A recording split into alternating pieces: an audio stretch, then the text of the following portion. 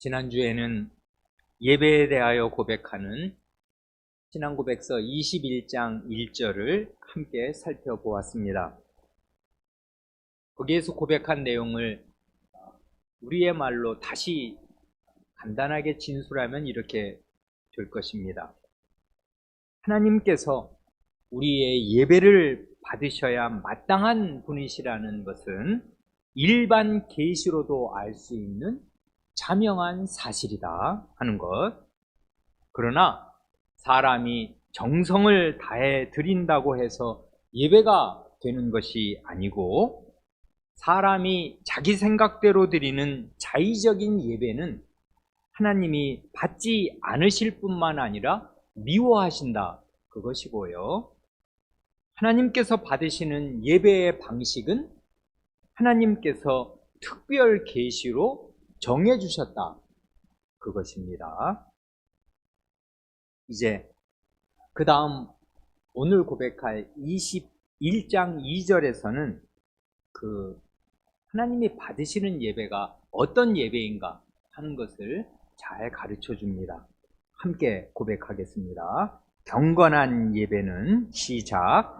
경건한 예배는 성부, 성자, 성신 하나님께 드리고 오직 하나님께만 드려야 하며 천사나 성인 혹은 다른 어떤 피조물에게 드려서는 안 됩니다. 타락 이후에는 중보자 없이 예배를 드릴 수 없으며 오직 그리스도 이외에 다른 어떤 중보로도 예배를 드려서는 안 됩니다. 그 맨 첫마디로 경건한 예배는 성부, 성자, 성신 하나님께 드린다 하고 고백합니다. 예배를 받으시는 대상을 성삼위 하나님으로 명시합니다. 이게 우리에게는 너무나 당연한 사실이겠습니다만은, 성경을 믿는다고 하는 사람들이 모두 이렇게 다 고백하는 것은 아닙니다. 삼위일체의 진리를 부인하는 이단들도 여전히 우리 시대에 있습니다. 그러나 우리의 신앙고백서는 저 맨 앞 2장 3절에서 삼위일체를 고백하면서 시작하였습니다.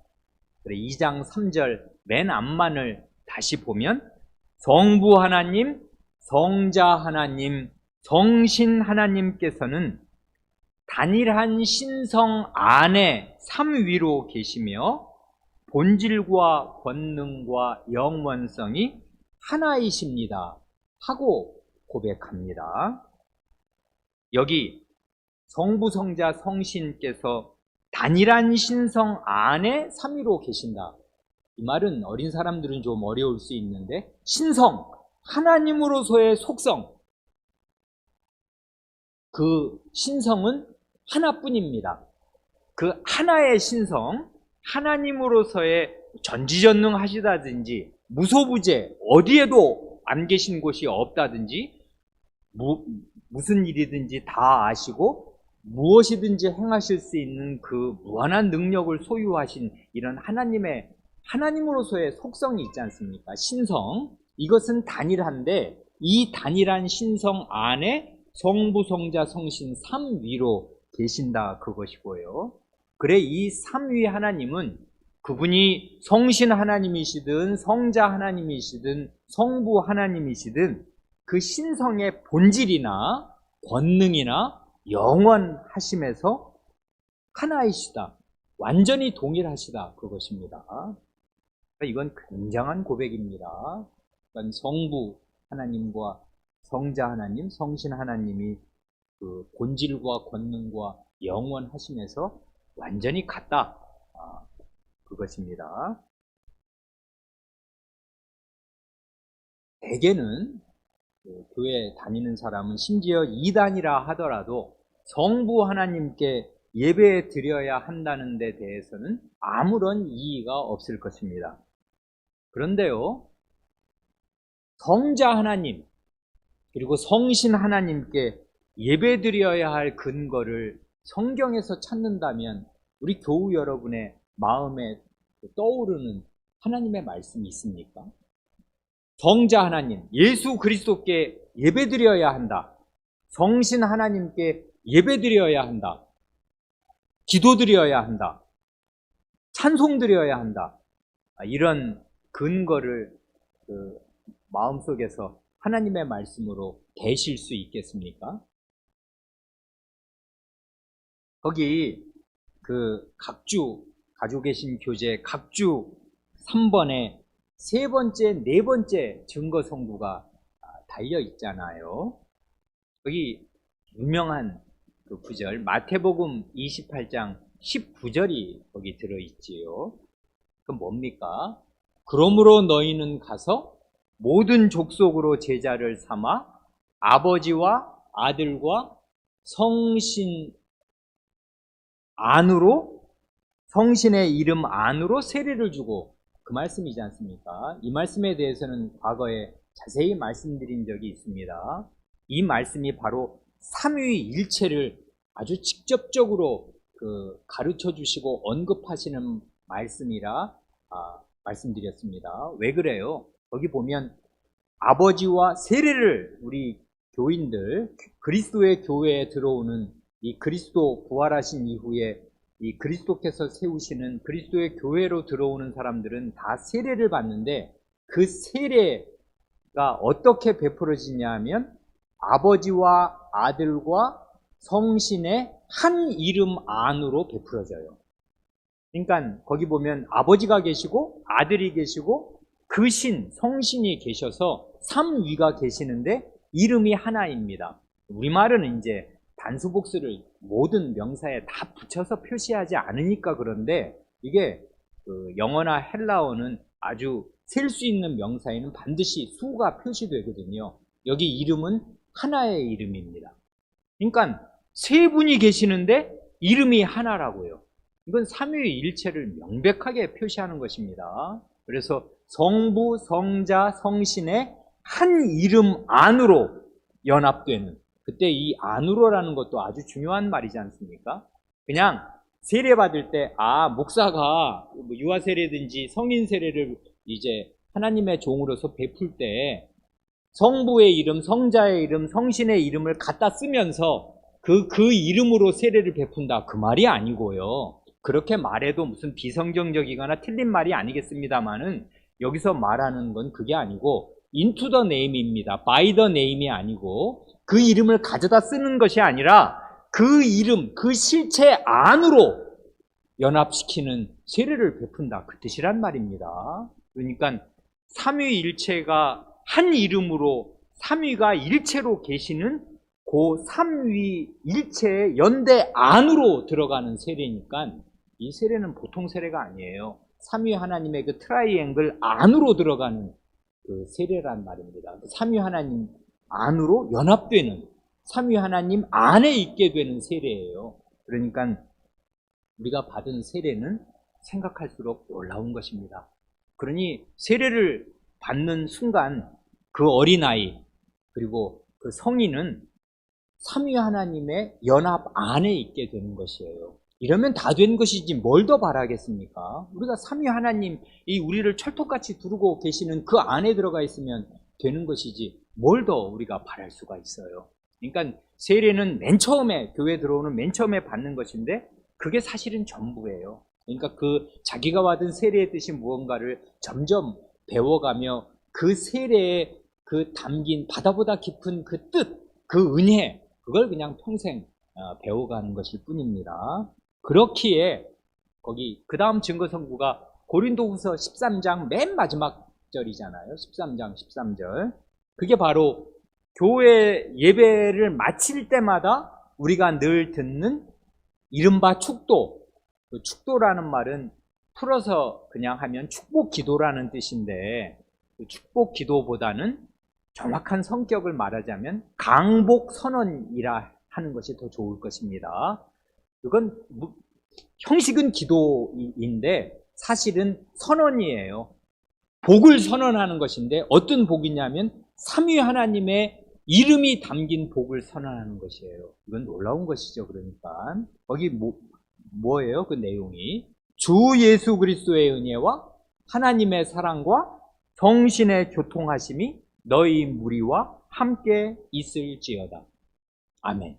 이게 이제 우리 흔히 말하는 축도, 그 예배 때마다 그 예배 끝나고 집에 갈 때 그 이루어지는 예배의 맨 마지막 순서가 강복 선언이지 않습니까? 여기도 보면 성삼위 하나님의 그 이름이 선언되잖아요. 예수 그리스도의 은혜, 하나님의 사랑, 성신의 교통하심, 성신의 사귐, 이것이 여러분과 함께 있을지어다 하고 이제 바울 사도가 이제 고린도 후서를 쓰면서 맨 마지막에 이렇게 강복 선언을 하는데, 이 선언을 그대로 받아다가 우리 그리스도의 교회는 이런 말로 예배를 마쳐요.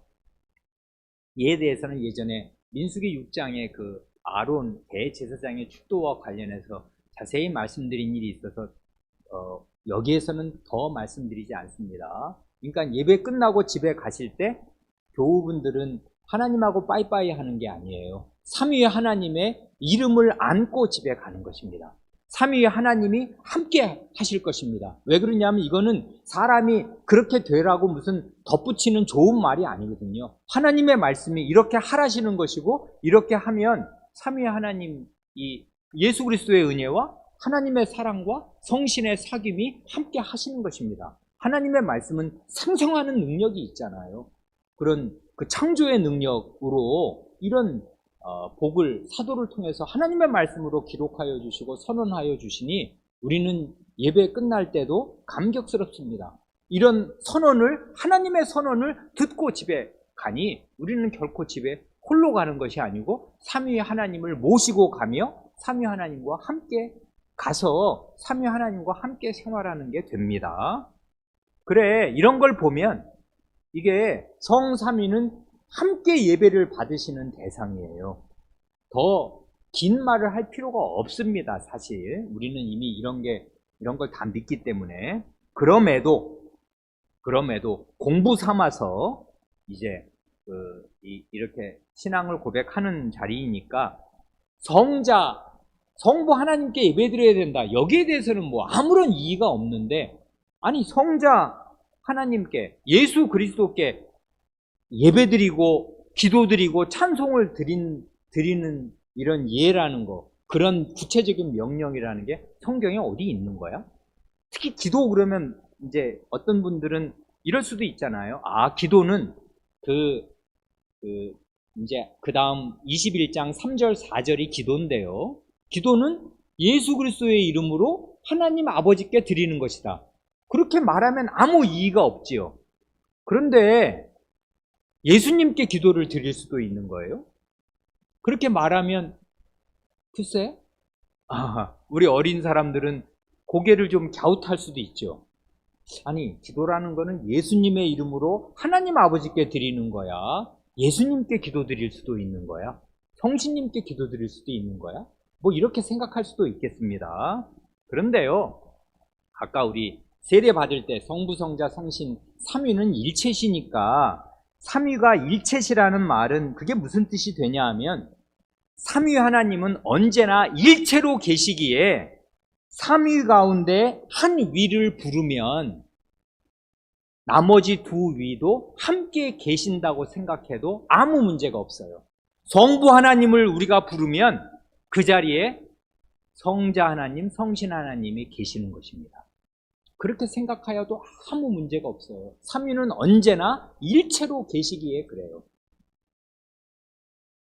그래, 성부 하나님께 기도드리면 성자 하나님께, 성신 하나님께 기도드리는 것과 사실은 마찬가지가 됩니다. 그런데 이제 일 삼아서 굳이 찾아보면 이런 것입니다. 성자 하나님, 예수 그리스도께 예배 드리는 경우 어디 있나? 기도드리고 찬송 드리는 경우 어디 있나? 있습니다. 많습니다. 이루 다 시간이 없어서 다 들지 못할 만큼 많은데, 대표적인 거 한두 군데만 들면 거기 증거 선구 가운데 요한복음 5장 23절이 들어있지요. 여기 보면 아주 그리스도 자신이 명백하게 말씀하셨습니다. 요거 23절을 제대로 이해하려면 그 앞에 요한복음 5장 21절부터 읽으면 더 좋은데요. 요한복음 5장 21절부터 주님께서 이렇게 말씀하십니다. 아버지께서 죽은 자들을 일으켜 살리심 같이 아들도 자기의 원하는 자들을 살리시느니라. 이건 보통이 아니지 않습니까?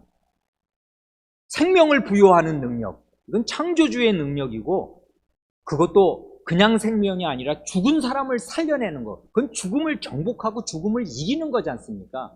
이런 건 신성의 능력이란 말입니다. 근데 예수님의 아버지 성부 하나님이 죽은 자를 살리시는 것처럼 아드님도 자기가 원하는 자들을 살리신다. 그래 아버지께서 아무도 심판하지 아니하시고 심판을 다 아들에게 맡기셨으니, 재판하는 능력은 이건 왕권의 핵심입니다. 왕권은 재판권이거든요. 옛날은 다 그렇지 않습니까? 왕이 최고 재판장이에요. 그래서 해결이 안 되는 문제는 왕 앞에 가면 왕이 이렇게 해라, 넌 사형이다, 그러면 그냥 사형입니다. 뭐 두말할 그 이상 가는 최고 재판소는 없으니까. 그러니까 왕권은 곧 재판권인데, 여기 보면 성부 하나님께서 재판권을 아들에게 맡기셔요. 아들이 재판장입니다. 그 다음 이제 23절이 그래서 중요한 말씀이 되는데, 이는 그러니까 아들이 원하는 사람을 살리는 권한도 가지고 있고 만민을 심판하실 권한도 가지고 있으니, 이렇게 이런 큰 권한을 주신 이유는 모든 사람으로 아버지를 공경하는 것 같이 아들을 공경하게 하려 하심이라. 아들을 공경치 아니하는 자는 그를 보내신 아버지를 공경치 아니하느니라 하시지 않습니까? 여기 보면 아버지를 공경하는 것처럼 똑같이 아드님을 공경하게 하시려고 이런 이 한없는 권세를 아드님에게 아버지가 주셨다 한단 말입니다. 그러니까 우리는 하나님 아버지, 성부 하나님을 공경하는 것과 똑같은 강도와 똑같은 심정으로 아드님을 공경해야 마땅하고, 아드님을 바르게 공경하지 않으면 아버지도 공경할 수 없습니다. 이게 이제 우리는 이걸 이제 지금은 너무나 당연한 말씀인 것 우리는 듣지만, 이게 여러분 30대 청년이, 예수라는 청년이 팔레스타인을 걸어 돌아다니면서 자기를 반대하는 그 바리새인들, 유대인 앞에서 이 말을 떡 했단 말입니다. 그럴 때 그 예수라는 분이 과연 무엇인가 하는 걸 제대로 알면 하나님께 바치는 그 숭엄한 예배의 심정으로 그 앞에 꿇어 엎드려야 하는 정자 하나님이셨다, 그것입니다. 아드님의 그 예배를 받으시는 권세는 이런 것입니다. 그래 결국 나중에 보면 그 요한복음 20장 28절을 보면 그 도마가 말입니다. 부활하신 이제 그 다음 주에 그리스도를 뵙고 나서 나의 주시며 나의 하나님이시니이다 하고 고백합니다.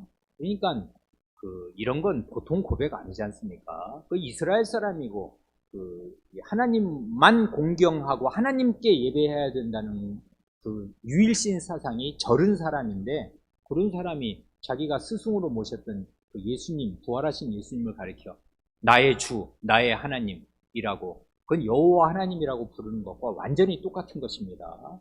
그래, 주 하나님이라고 예수님을 불렀습니다. 그래, 아주 명백한 구절이 하나 있는데요. 아까 우리가 마태복음 28장 이제 19절을 읽었다면, 곧바로 앞으로 가면 16절, 17절이 이렇습니다. 이게 예수님이 몸으로 이 땅에 계실 때 예배를 받으시는 제자들에게 그 아주 현저한 증거인데요. 마태복음 28장 16, 17절을 보면 11제자가, 왜 11제자입니까? 한 사람 죽었습니다. 스스로 목숨을 끊어서 12제자 중에 11사람밖에 안 남았습니다. 그 11제자가 갈릴리에 가서 예수의 명하시던 산에 이르러, 그 다음 17절이 중요한데, 예수를 배웠고 경배하나 하지 않습니까? 여기 예수님을 뵙고서 예수님께 예배드리고 예수님께 경배드립니다. 예수님은 경배의 대상이에요. 그러니까 하나님께 드리는 예배를 이제 부활하신 예수님께 드리는 것입니다. 그러니까 부활하신 예수님의 신성을 이 11제자가 그때는 물론 확실하게 100% 깨닫지는 못해서 그 바로 이어지는 말씀이 의심하는 자들도 있더라 해서 이제 그 부활한 뒤에 요거는 40일도 지나지 않은 때라 이제 아직 긴가민가 한 사람도 일부 있었습니다만은 그러나 예배 부활하신 예수님께 예배 드렸습니다. 예수님께 직접적으로 기도한 예를 기억하실 수 있겠습니까? 누가 예수님을 불러서 예수님께 기도하던가요? 이건 어때요? 사도행전 7장 맨 마지막에 보면 사도행전 7장은 스데반의 그 순교 장면이지 않습니까? 거기 맨 마지막에 보면 저희가 돌로 59절 60절입니다. 사도행전 7장 맨 마지막에 보면 저희가 돌로 스데반을 치니 스데반이 부르짖어 가로되 이제 스데반은 이제 몇 분 안 남았습니다. 돌에 맞아서 머리 몸이 터지고 이제 곧 죽을 것인데 마지막 그 죽음의 순간에 그가 기도를 드리는데 기도의 대상이 누구냐면 주 예수여 내 영혼을 받으시옵소서 하고 무릎을 꿇고 크게 불러 가로되 주여 이 죄를 저들에게 돌리지 마옵소서 이 말을 하고 자니라 하니까 이 말을 하고 목숨이 끊어졌으니 이건 맨 마지막 그의 이 땅에서 맨 마지막 드린 기도였는데 기도의 대상은 주 예수 그리스도였습니다. 왜 그런지는 우리가 앞뒤를 아니까 알아요. 해보다 더 밝은 빛으로 하늘이 열리고 그리스도께서 서 계신 모습을 봤거든요. 그래 그 말을 하니까 이제 더 이상 참을 수 없어진 이 폭도들이 그를 돌로 쳤는데 돌에 맞아 죽으면서 그 하늘에 열린 하늘로 그 해보다 더 밝게 빛나시는 그 예수 그리스도께 이렇게 직접적으로 기도하였습니다. 여기 보면 예수님의 이름으로 기도한 것입니까? 아닙니다. 그냥 예수님께 기도했어요. 주 예수여 제 영혼을 받아주십시오 하고 주여 이 죄를 저들에게 돌리지 말아주십시오 하고서 예수님께 기도했단 말입니다. 그러니 예수님은 우리가 예수님의 이름으로 기도해야 되는 것도 맞는 것이지만 예수님께 기도할 수도 있습니다. 그러니 삼위 하나님은 일체로 행하셔서 어느 한 분에게 뭘 하면 다른 두 분이 함께 받으시는 것과 진배 없습니다. 마지막 한 구절은 결정적입니다. 이게 뭡니까? 거기 증거성구에도 들어있는데요. 이건 장엄한 장면인데 성부 하나님과 성자 예수 그리스도께서 나란히 함께 동시에 예배를 받으시는 장면입니다. 계시록 5장 11절로 14절이 거기 증거성구에 들어있지요. 거기 보면 요한 사도가 본 환상 가운데 이런 모습이 있지 않습니까? 요한계시록 5장 11절 이하를 보면 이렇습니다. 내가 또 보고 들음에 보았고 들었습니다. 이건 증언이지요. 그러니까 보호자와 생물들과 장로들을 둘러선 많은 천사의 음성이 있으니 그 수가 만만이요 천천이라. 그러니까 이제 보좌, 하나님의 보좌가 있고 그 보좌를 둘러싼 네 생물이 있고 또 장로들이 있고 또 천사가 수만 수천이 한없이 많은 천사들, 영광스러운 하늘의 예배를 지금 이분이 보게 된 것입니다. 그랬는데 큰 음성으로 그 예배 때 찬송이 울려 퍼지는데 찬송의 내용이 이거지 않습니까? 죽임을 당하신 어린 양이 능력과 부와 지혜와 힘과 존귀와 영광과 찬송을 받으시기에 합당하도다. 이건 지금 찬송을 직접적으로 누구에게 돌리는 거예요? 죽임을 당하셨던 어린 양 예수 그리스도께 찬송을 돌리잖아요. 예수님은 찬송의 대상입니다. 그래 우리 예배 찬송 중에 예수님 예수님 우리 예수님 우리는 예수님이 참말 좋아요. 그 어린 아이들이 아주 잘 부르는 그 찬송이 있지 않습니까? 예수님이 직접적인 찬송의 대상이 얼마든지 될 수 있어요. 이게 성경적입니다. 그 다음 13절을 보면 또 듣습니다. 내가 또 들으니 하늘 위에서와 땅 위에와 땅 아래와 바다 위에와 또 그 가운데 모든 만물이 가로되 그 다음 보호좌에 앉으신 이와 어린 양에게 찬송과 존귀와 영광과 능력을 세세토록 돌릴지어다 하니 네 생물이 가로되 아멘 하고 장로들은 엎드려 경배하더라. 여기 보면 보좌에 앉으시니 이건 성부 하나님이실 것이고, 그리고 거기 보면 어린 양이 동시에 이렇게 그 찬송, 존귀, 영광, 능력을 세세토록 돌릴지어다 하고 찬양을 받으시면서 여기 장로들의 엎드려 드리는 경배를 받으십니다. 그러니 아드님, 죽임당하신 그 사람의 몸을 입고 계신 그분이 하나님과 동등한 예배를 받으셔요. 하늘에서 수만 천사들과 그 교회를 대표하는 그 장로들의 그 예배와 찬양을 받으십니다. 그러니까 이건 완전히 성경적이에요. 여전히 이런 것을 인정하지 않는 이단들이 있습니다. 마치 예수님은 성부 하나님보다 격이 하나 떨어지는 존재인 것처럼 이렇게 생각하는 이단들이 여전히 2000년이 지나도록 없는 것이 아닌데, 성경을 바르게 읽으면 이렇습니다. 이런 삼위일체의 진리를 깨우치는 가장 좋은 현장이 어디일까요?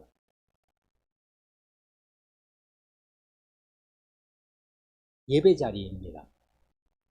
왜 그러냐 하면 아까 우리 고린도 후서 13장 13절 축도가 그렇잖아요. 강복 선언.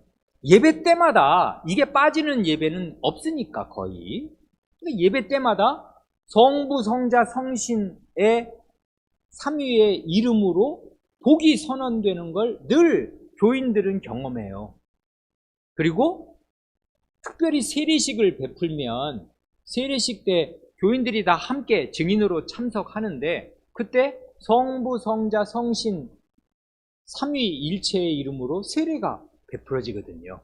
우리 그리스도의 교회에서는 이런 거를 어려서부터 보고 배운 사람들은, 이게 과거의 말입니다. 이 삼위일체를 부정하는 이단들은 보통한 박사들이에요.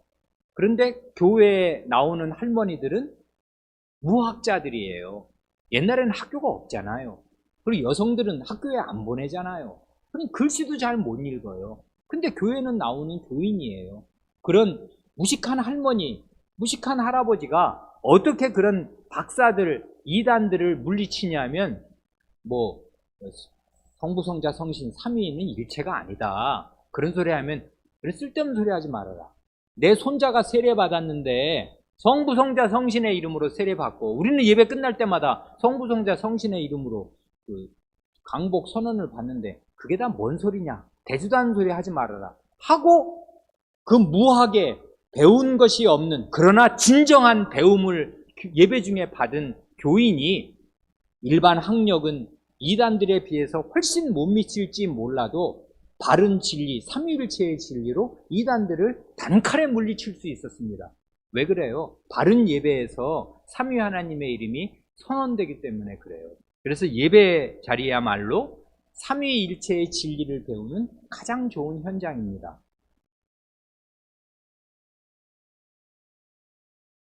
특별히 우리가 함께 나누면 좋을 사실도 있습니다.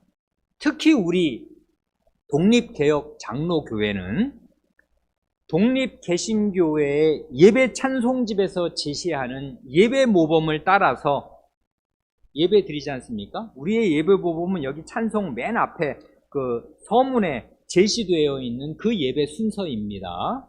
그 순서를 따라 예배 드리면서 이 찬송집에 있는 예배 찬송으로 예배를 드리지 않습니까? 그런데 이 예배 순서와 이 예배 찬송의 현저한 특징 가운데 하나가 뭐냐 하면 성삼위송이 별도로 있는 것이에요. 17곡이 있지 않습니까? 이런 경우는 전 교회사에서도 아주 드문 희귀한 좋은 예입니다. 이건 삼위일체에 대한 명료한 의식이 예배 가운데 표현되는 거라고요. 그러니까 영광송으로 예배가 시작되잖아요. 영광 중에 계신 하나님을 마음 눈을 들어서 응시하는데 그 영광 가운데 계신 하나님은 성부, 성자, 성신이시다 하고서 성삼위송을 부르고 그 하나님께 경배드린다 해서 경배송이 그 다음에 이어지는데, 그 경배송은 30몇 곡이 있습니까? 근데 경배송도 많은 곡들이요, 성부, 성자, 성신이 명시적으로 언급되어서 성부, 성자, 성신 삼위 하나님께 경배드리는 그런 가사로 되어 있어요. 그런데 이제 주목하고 싶은 것은 성삼위송이 별도의 순서로 별도의 곡으로 작성되어서 성부, 성자, 성신을 함께 불러서 찬송을 삼위 하나님께 바친다 이것입니다. 이것은 승천하신, 그리스도께서 승천하신 이후 성신을 보내주신 이 마지막 종말의 위대한 시대를 사는 데 대한 명료한 시대의식, 그리고 삼위 하나님이 일체로 계신다는 그 의식이 예배 가운데 현저하게 표현된 아주 좋은 모범입니다.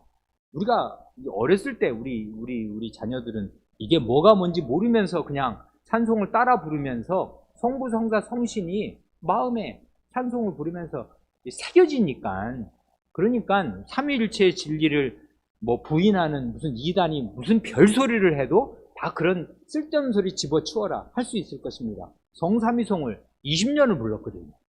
그러면 된 것이지 뭘 더 성삼위일체에 대해서 무슨 이단들의 말에 귀를 기울이겠습니까? 그래 우리는 이런 좋은 예배 찬송 가지고 있는 것에 대해서 특별히 하나님께 감사드릴 이유가 있습니다. 그런데 거기 20장 2절의 첫 문장을 마저 읽으면 이제 주어는 경건한 예배는 이것이고, 경건한 예배는 오직 하나님께만 드려야 하며 천사나 성인 혹은 다른 어떤 피조물에게 드려서는 안 됩니다 하지 않습니까? 바로 앞 1절, 여긴 지금 2절인데 그 1절에서 특별히 주의를 준 것 하나는 뭐냐면, 형상을 만들어 놓고 하나님을 예배해서는 안 된다, 그런 주의를 특별히 1절에서 주었다면은 여기 2절에서 특별히 주의를 주는 건 뭐예요? 하나님 이외에 다른 존재에게 예배를 드려서는 안 된다 그거지 않습니까? 그래 거기 각주 4번에 증거 송구가 이제 몇 개 달려 있는데 그 중에 앞에 2개가 뭐냐 하면 천사를 예배하는 경우예요. 아니 뭐 그런 경우가 다 있어 하시겠지만 이런 경우가 있었습니다. 그래 거기 골로새서 2장 18절 이 증거송구로 달려 있는데 그 상반절만 보면 이렇습니다. 누구든지 일부러 겸손함과 천사 숭배함을 인하여 너희 상을 빼앗지 못하게 하라.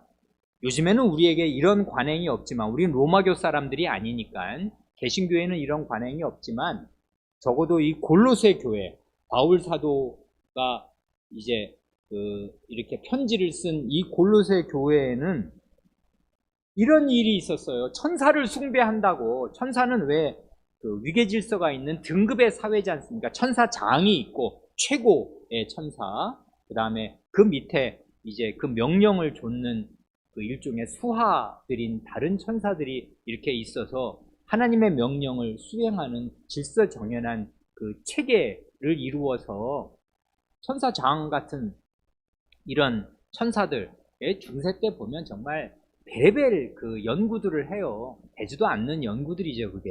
그러니까 중세 때는 인간의 상상력을 있는 대로 발휘해서 하는 일이, 수도원에서 맨날 하는 일이 남자들끼리 모여가지고 여자들끼리 따로 모여서, 특별히 그 남자 수도원에 가면 하루 종일 밥 먹고 아침 새벽부터 저녁까지 이제 이런 일을 했단 말입니다.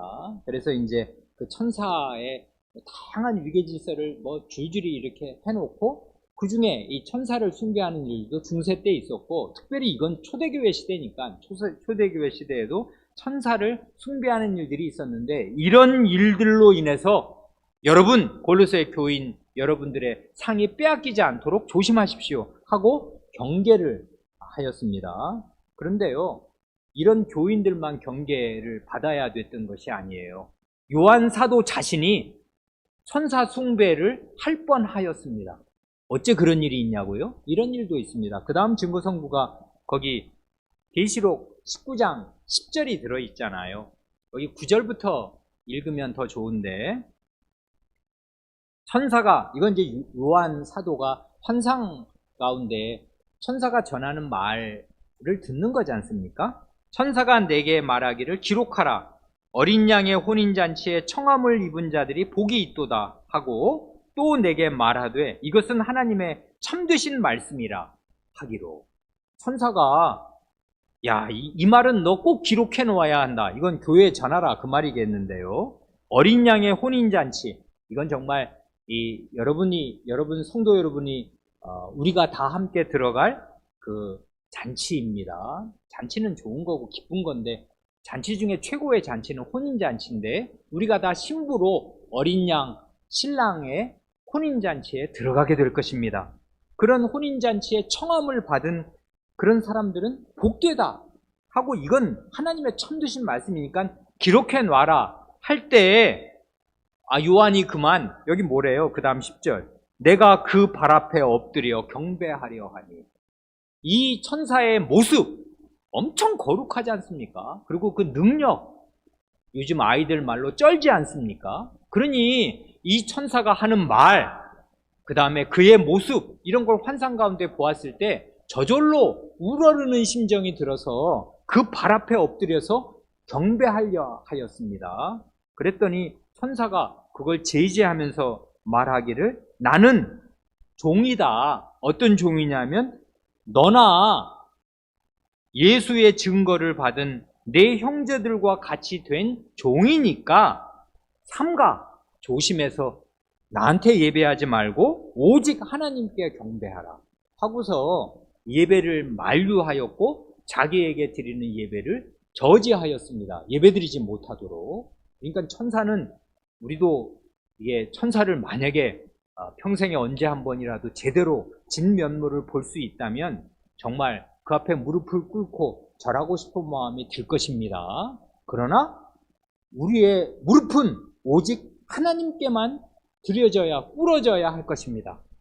오직 하나님만 우리의 예배를 받으셔야 하고, 이렇게 영물이면서 큰 권세와 능력과 거룩함이 있는 천사라도 우리의 예배의 대상이 되지는 못합니다. 이게 하나님 말씀이 아주 명백히 가르쳐 주는 것인데, 문제는 로마교는 천사에게 예배할 수 있다, 예배하라, 이렇게 교리로 만들어 놨어요. 그뿐이 아니고 그 다음 보면 거기 성인이나 다른 피조물에게도 예배하지 말라고 우리 신앙고백이 말하는데요.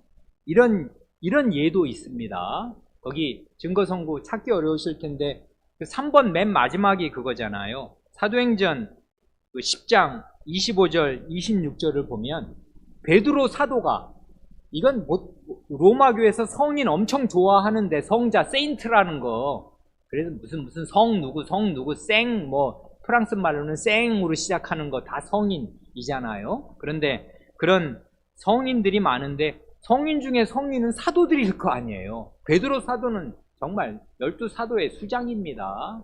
그러니 이 베드로 사도가 얼마나 능력 있게 말씀을 전했는지, 고넬료라는 그 이방인 백부장이 그 집에 가서 복음을 전하고, 베드로가 복음을 전하고 있는데 진짜 성신이 막 내려오시고 그랬단 말입니다. 그러니 이분이 자기 집에 구원을 가져다 준 하나님의 종이면서 이제 하나님 말씀을 전하는 하나님의 사자니까, 마침 베드로가 들어올 때 고넬료가 맞아 발 앞에 엎드려 절하니, 이때는 이미 절이 이루어졌는 모양입니다. 그 베드로가 하나님 말씀 전해주러, 왜냐하면 그 전에 하나님께서 천사를 통해서 고넬료에게 너 어디 가서 베드로라는 사람 모셔다가 그가 전하는 복음을 들으라 미리 알려주셨고, 그래서 이제 그 사람을 보냈고, 그 보낸 자기의 그 수하들과 함께 이 베드로, 하나님의 사도가, 그리스도의 사도가 오셨으니 존경하는 뜻으로 예의를 다해서 그 앞에 발 앞에 엎드려 절했습니다. 그랬더니 베드로가 일으켜 가로되 일어서라, 나도 사람이라 하고 베드로가 그런 예우 절을 받기를 거절하였습니다. 이건 왜 그러냐면, 이런 절은 하나님께만 가야 하는 것이었기 때문에 그래요. 어린 사람들은 혼동하지 않기를 바랍니다. 설날에 부모님께 절할 수 있겠습니까? 없겠습니까? 절할 수 있습니다.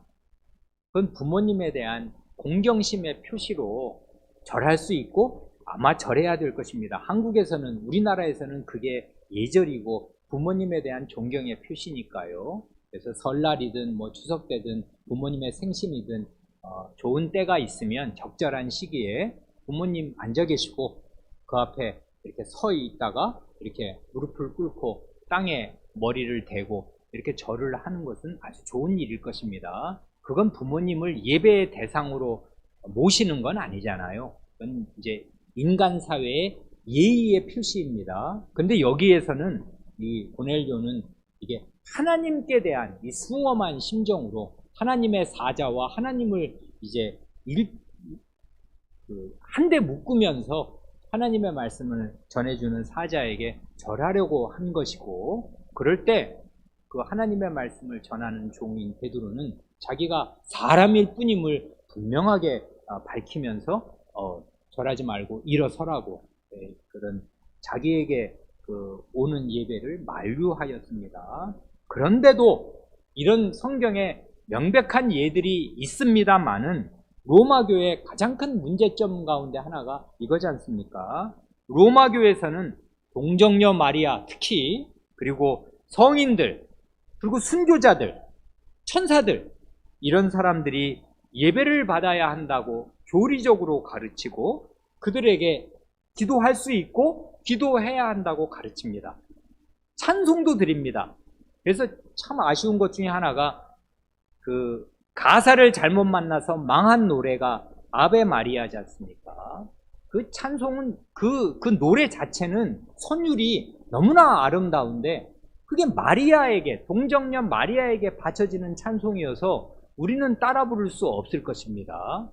혹시는 그 곡조 자체가 예술성이 뛰어나니까 들을 수는 있을지 몰라도 우리는 마리아에게 찬송을 드릴 수 없는 사람이고 드리지 않는 사람들이니까 마리아는 찬송의 대상이 아니란 말입니다. 그런데 중세 때 얼마나 많은 찬송이 아베 마리아, 마리아에게 바쳐지는지 말도 할 수 없어요. 마리아가 주님 품에 잠들어서 이런 사실을 알면 너무나 개탄할 것입니다. 나도 사람이라 그렇게 베드로처럼 말하였을 것임이 틀림이 없습니다. 그뿐 아니라 로마교에서는 성인이나 순교자를 그린 그림이든지 그 성인들의 형상, 그 동상이든지 아니면 그 성유물, 렐릭스라고 하는 성유물들 무지하게 많잖아요. 그 미신에 쩔은 것들. 그래서 무슨 십자가에 박힌 모시라는 둥, 예수님의 시신을 감쌌던 성의라는 둥, 그래서 거기 예수님의 모습이 새겨져 있다는 둥 해가지고 그걸로 장사를 엄청나게 해먹지 않습니까? 왜냐하면 그거를 순례자들이 그 유물을 거룩한 유물이라 해서 성유물, 무슨 어디 순교자의 무슨 손톱이다, 순교자의 심장이다, 순교자의 어느 신체의 일부다, 머리카락이다 어쩌고 해가지고 그거를 안치하고 있으면 그걸 우리 성당의 자랑이라 해가지고 없는 것들을 많이도 모조에 만들기도 하고 설령 그것이 그 사람들 주장하는 거 액면 그대로 100% 사실이어서 예수님의 돌아가신 몸을 감쌌던 수위 그 자체였던 예수님의 그 손과 발을 찔렀던 그 못이 남아있어서 지금까지 있다고 하여도 그것을 우리가 보러 갈 일이 없고 그것을 숭배하거나 그것으로 인해서 우리의 믿음이 더 강화될 아무런 근거도 없습니다. 믿음은 오직 하나님의 말씀에서 나는 것이지 그런 유물로 강화된다면 그건 제대로 된 믿음일 수가 없는데 이건 미신인데 로마교가 그런 미신을 조장한단 말입니다. 교리적으로. 그래 정말 미신적이 됐어요. 왜 웃지 못할 그 성유물을 숭배하는 그런 전통이 확립이 되었고 그래 그런 그 형상을 만들어 놓고 여전히 경배의 대상으로 삼아서 우리는 하나님처럼 마리아를 섬기는 건 아니다. 구별이 있다 하지만 마리아에게 기도를 무지하게 많이 드린단 말입니다. 마리아여 들으소서 하면서 마리아에게 기도를 드려요. 그런데요, 순교자에게 드리는 기도 성경에 있습니까? 없어요. 한 가지 아주 유력한 예가 뭐냐 하면 성경이 기록되던 시대에 특별히 초대교회의 그 앞부분에, 초대교회 때 왜 사도시대 때 성경이 다 기록되고 요한계시록으로 딱 기록이 마치면서 성경이 이제 완성되고 계시가 종료되잖아요. 그런데 계시가 한창 쓰여지고 있던, 활발하게 쓰여지기 직전 시대에 순교자 2명이 나왔어요. 누군지 아시겠습니까? 사도행전 7장에 스데반이 죽었잖아요. 정말 그분은 교회사의 첫 순교자로 영광스럽게 죽은 순교자입니다. 그리고 사도행전 12장으로 가면 요한의 형제 야고보, 12사도 가운데 그 야고보 사도가 순교했어요. 헤롯의 칼에 죽임을 당했단 말입니다. 이런 두 순교자를 초대교회는 가지고 있었어요. 그런데 스데반을 장사했던 사람들이 스데반에게 기도한다든지 스데반의 형상을 만들어 놓는다든지 그런 일 성경에 일체로 기록되지 않는단 말입니다. 그러니까 그런 순교자야말로 정말 사도로 순교한 사람이고, 나머지 사도들 다 이제 거의 다 순교했습니다만은, 특별히 이 칼로 이제 죽임당한 이 야고보 사도는 제일 먼저 순교한 사도이고, 이 성경이 기록되던 시대에 그냥 순교했는데도 불구하고 그런 사도, 순교자라 해서 떠받들면서 기도하지 않는단 말입니다. 이렇게 기도드리면 가장 큰 문제점이 뭐냐 하면, 순교자들이 전지전능한 무소부재한 존재가 되는 거예요. 아니, 순교자가 전 세계 방방곡곡에서 누가 자기에게 드리는 기도를 언제 다 챙겨 드릴 수 있는 그런 귀가 있는 것이며 그런 존재가 되는 것입니다. 되는 것입니까, 인간이? 죽은 그 순교자가, 그게 사람인데 훌륭한 사람이죠. 믿음을 지킨 사람이고, 그 배반하지 않고 자기의 절개를 그리스도께, 하나님께 바친 사람이니까 우리가 칭송할 수 있고 우리가 모범으로 삼아야 할 훌륭한 교회의 일꾼입니다만은, 그런 존재가 전지전능한 존재가 되어서 전 세계에 있는 어떤 사람이 자기 이름으로 기도하면 그 기도를 귀담아 들을 수 있는 존재가 되는 거예요. 신이 된 것입니까? 어림도 없잖아요. 마리아가 신이 된 것입니까? 어림도 없잖아요. 마리아여 들으소서, 1000번을 찬송을 하고 1000번을 10,000번을 기도하면 어디 한마디라도 들을 수 있는 존재가 되냔 말입니다.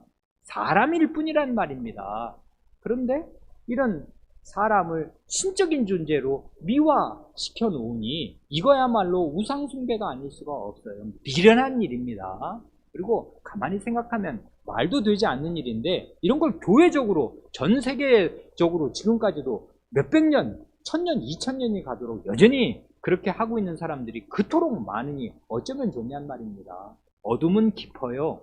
하나님 말씀은 빛인데도 불구하고 이 빛이 이렇게 비치는데도 자기 어둠을 고집하는 사람들은 여전히 많습니다. 20장 2절의 두 번째 문장은 뭡니까?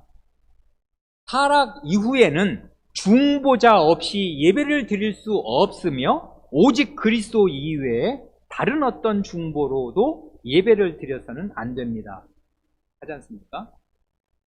타락 이전에는 어쨌는지 몰라도 그건 정보가 너무나 우리에게 부족합니다. 타락 이전에 예배 형태는 잘 모르고 창세기 1, 2장이 있을 뿐인데, 아마 거기 그림을 상상을 해보면 타락 이전에는 아담은 이 저녁 선을 할 때 동산 중앙에 거니시는 하나님을 아마 늘 뵌 것 같습니다. 그래, 그가 죄를 짓기 전에는 그 하나님이 찾아오시면 대화를 나누고, 심지어 그 동물의 이름을 지어 줄 때 하나님께서 아담에게 손수 지으신 동물들을 데리고 이렇게 이끌고 오시잖아요.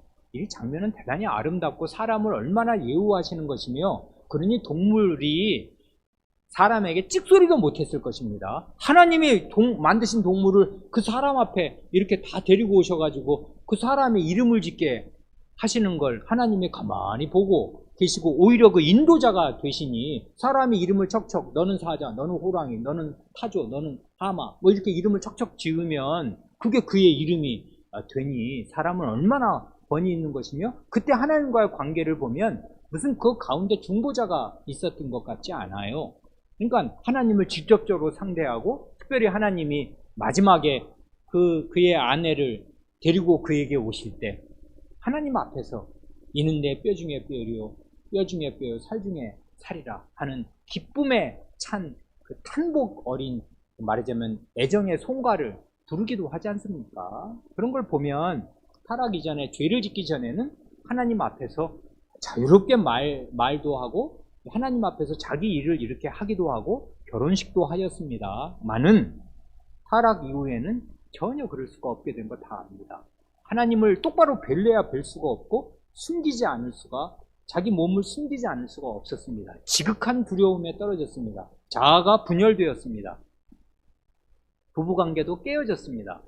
그래 타락 이후에는 중보자 없이 예배드릴 수 없습니다. 그래 거기 각주 그 5번에 증거선고 4개가 달려있는데요. 이건 아주 유명한 말씀들이고 이 4구절을 읽고 마칩니다. 여기 보면 요한복음 14장 6절은 아주 유명하잖아요. 예수께서 가라사대 내가 곧 길이요 진리요 생명이니 나로 말미암지 않고는 아버지께로 올 자가 없느니라 하십니다. 아멘. 예수님이 제일 먼저 말씀하시는 게 길이에요. 어떤 길이냐면 아버지께로 가는 유일한 길입니다. 이 진리의 길이고 이것이 생명을 얻는 길입니다. 예수님 자신이 길입니다. 이 길을 떠나서 다른 어떤 길도 없어요. 그러니 그 예수님이 유일한 중보자이십니다. 이걸 아주 못 박아서 말씀하는 구절이 그 다음 디모데전서 2장 5절인데요. 하나님은 한 분이시요 또 하나님과 사람 사이에 중보도 한 분이시니 곧 사람이신 그리스도 예수라 합니다. 하나님은 유일하신 분이며 사람은 수가 많지만 그 유일하신 하나님과 그 많은 사람 사이에 계시는 중보자, 구원자는 한 분이신데 사람이신 그리스도 예수입니다. 이분이 하나님의 아드님이시기만 하였으면 중보자는 될 수 없었을 것입니다. 사람이 되셔야 해요. 그래서 하나님이시면서 동시에 사람이셔야 우리의 중보자가 되셔요. 왜냐하면 중보자란 다 아시는 대로 하나님과 사람 사이에 계신 분으로서 사람에게 나올 때는 하나님을 대표하시고 하나님에게 나아가실 때는 전 사람을 대표하셔야 하거든요. 그런데 하나님의 아드님이시면 하나님의 아드님이 우리에게 오시면 하나님이 오시는 것과 진배 없는 건 같은데 하나님의 아드님으로서는 사람 전체를 대표하려야 대표할 길이 없잖아요. 하나님이시니까. 사람과 무한한 격차 가운데 계시는 하나님이실 뿐이란 말입니다. 그러니까 하나님의 아드님이 하나님의 아드님으로만 계시면 우리에게는 별 소용이 없어요. 죄에 떨어진 우리에게는 아무 희망도 없단 말입니다. 그래서 오늘 아침에 본 히브리서 말씀에 승천하신 자 하나님의 아들 예수시라 할 때 그 예수라는 말이 사람, 나사렛 예수, 그게 우리한테 대단히 중요하단 말입니다. 중보자거든요. 사람이에요. 근데 사람이면서 하나님이셔서 우리 온 사람을, 죄인을 대표해서 하나님께 나아가실 수 있습니다. 내가 이 죄인이 올시다. 내가 이 죄를 해결한 존재이 올시다 하고서 사람으로서 하나님 앞에 나아갈 수 있고 또 우리에게 오실 때는 하나님으로서 우리에게 오실 수가 있으니 하나님이신 동시에 사람이신 분은 천상천하에 유일합니다. 다른 어떤 존재도 없어요. 그래서 여긴 특별히 사람이신 그리스도 예수라 하고 이 중보자의 인성을 콕 집어서 디모데전서 2장 5절에서는 강조하였습니다. 그 다음 구절은 에베소서 2장 18절인데요. 얼마 전에 우리가 주일 아침에 에베소서 2장 이 부분을 주의 깊게 읽은 일이 있습니다. 이는 저로 말미암아 이때 저는 예수 그리스도입니다. 그 앞에서 말해온 그 내용이 있으니까 이건 명백한 것인데 이는 예수 그리스도로 말미암아 우리 둘이 이때 우리 둘은 문맥에서 보면 유대인과 이방인 말하는 거지요. 그때는 유대인과 이방인이 명료하게 갈려 있었던 시대니까, 사도 시대니까. 유대인과 이방인 우리 둘이 한 성신 안에서 아버지께 나아감을 얻게 하려 하십니다. 굉장히 아름다운 삼위일체적인 진술이 여기 나오지 않습니까? 예수 그리스도로 말미암아 한 성신 안에서 아버지께. 요게 아마 예배에 관한 가장 완전한 진술일 것입니다. 예배는 유일한 중보자이신 예수 그리스도로 말미암아 아버지께 나아가는 것이며, 한 분 성신, 우리가 사람이 많을지라도 다 한 성신을 받아서 하나가 되었으니 한 성신 안에서 아버지께 나아갑니다. 그래, 이런 예수 그리스도를 모시고 예수 그리스도의 신이요 하나님의 신이신 성신을 받은 사람은 하나님을 아버지로 모셔요. 그래, 아버지께 나아가는 사람들은 누굽니까? 아들이고 딸이지 뭐예요. 그래, 우리는 그리스도로 말미암아 한 성신 안에서 하나님의 아들들과 딸들로 우리 아버지 앞에 나아갑니다.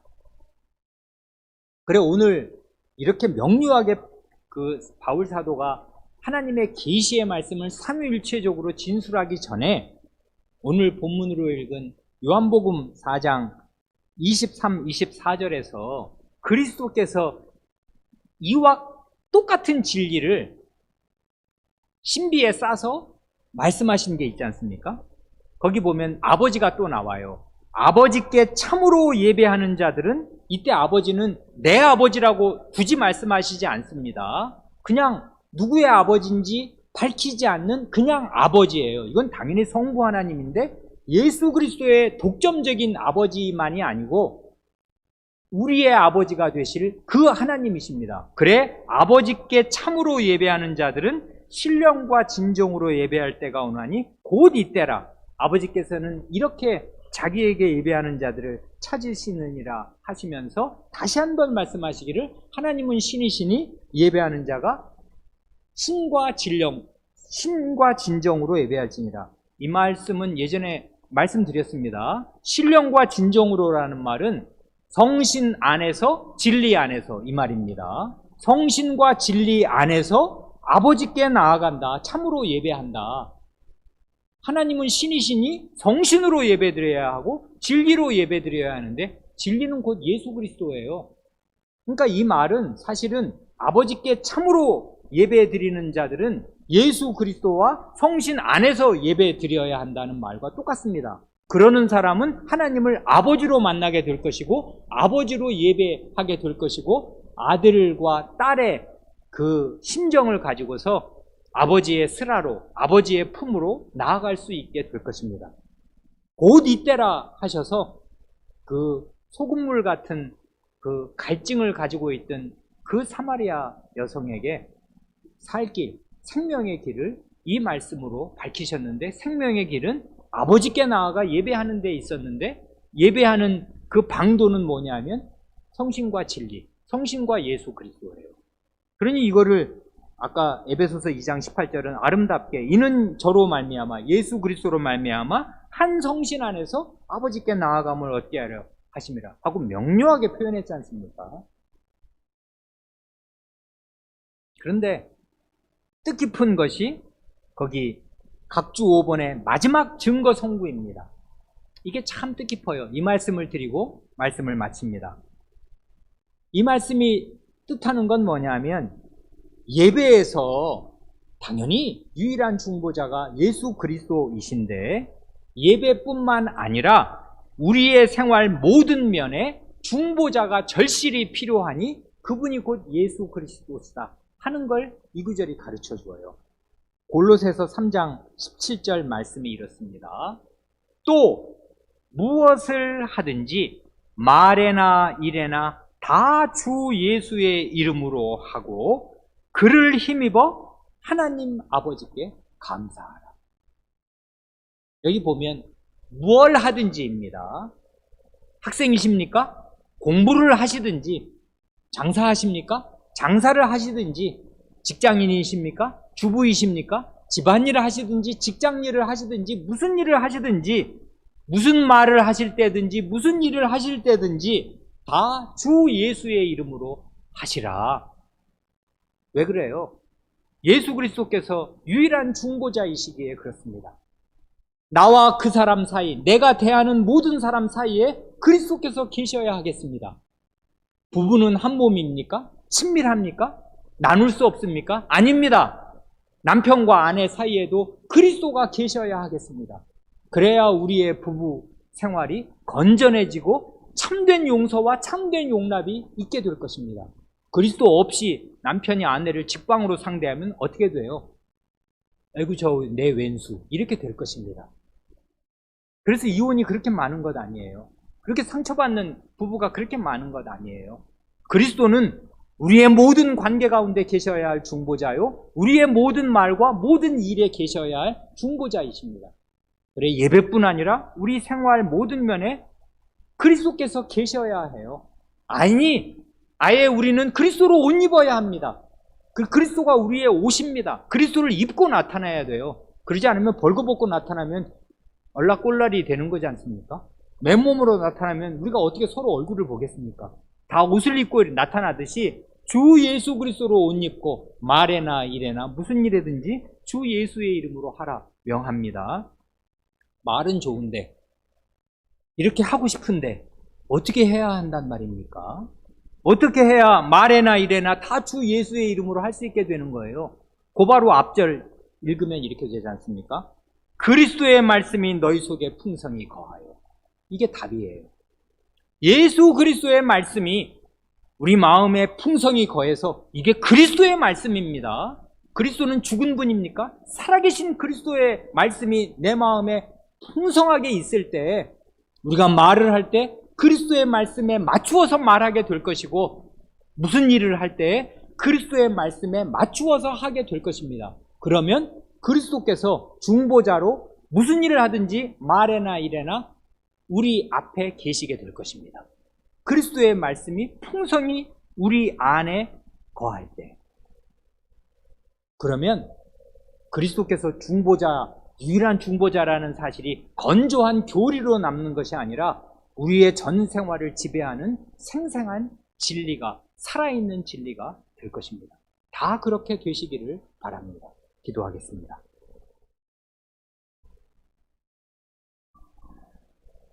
하나님 아버지, 저희는 죄를 지은 이래로는 하나님 앞에 나아갈 수가 없고 하나님을 뵐 수가 없고 뵌다면 그것은 곧 죽음이요 반역자로서 처벌 대상이 될 수밖에 없을 터이온데 이런 저희를 은혜의 보좌 앞에 담대하게 나아갈 수 있게 하시려고 그리스도께서 저희의 유일한 중보자가 되셨으니 저희가 그리스도를 힘입어 하나님을 아버지라 부르며 아버지의 품 안으로 아버지의 슬하로 나아갈 수 있게 하시는 줄을 믿습니다.